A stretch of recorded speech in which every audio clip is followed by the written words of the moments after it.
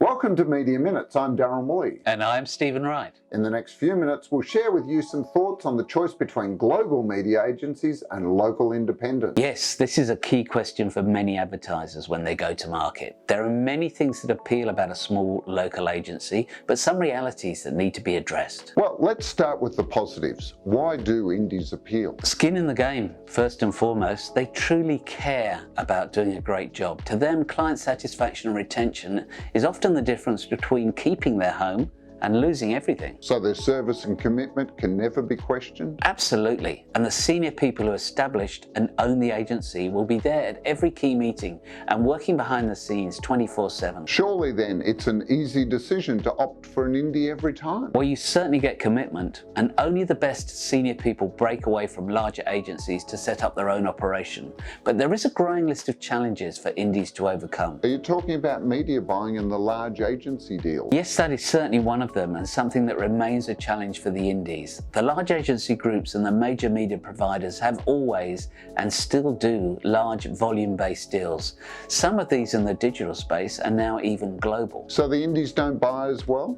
No, it would be unfair to say that. It is more of a challenge for them, and it can be an issue for bigger advertisers. But that having been said, there have always been indies with large clients who have bought competitively. You mentioned a growing list of challenges. Yes, there are two others that now have to be overcome. Firstly, there is a challenge of scale and financial stability that can present problems when procurement are heavily involved. Purchasing and procurement at larger advertisers look at the financials, and to them, some of the indies represent risk. Procurement are all about risk mitigation. Makes sense. The mainstream agencies are all part of multi-billion-dollar global groups. Well, it does on paper. But in 25 years in media, I can't think of a single media indie that has gone under, leaving a client in strife.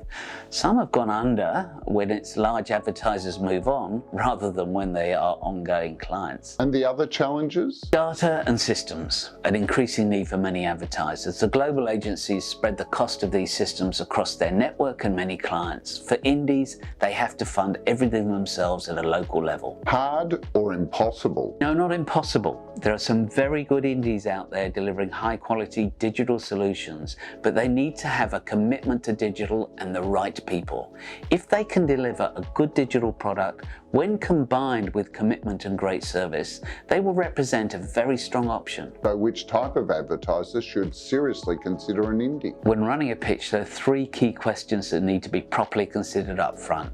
Are the financials going to be an issue with procurement? Right. You don't want to waste the agency and client's time if a decision is going to be a problem down the track. Exactly. Then based on your size and scale, how much of an issue has senior representation and servicing been a problem?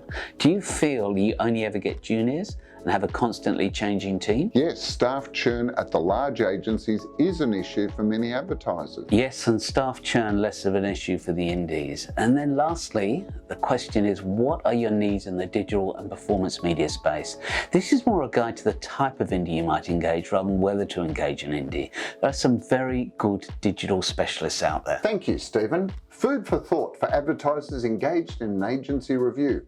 Now for further enlightenment, make sure you subscribe to Media Minutes, a weekly snack of all things media. Until then, I'm Darren Woolley and he's Stephen Wright. And this is Media Minutes.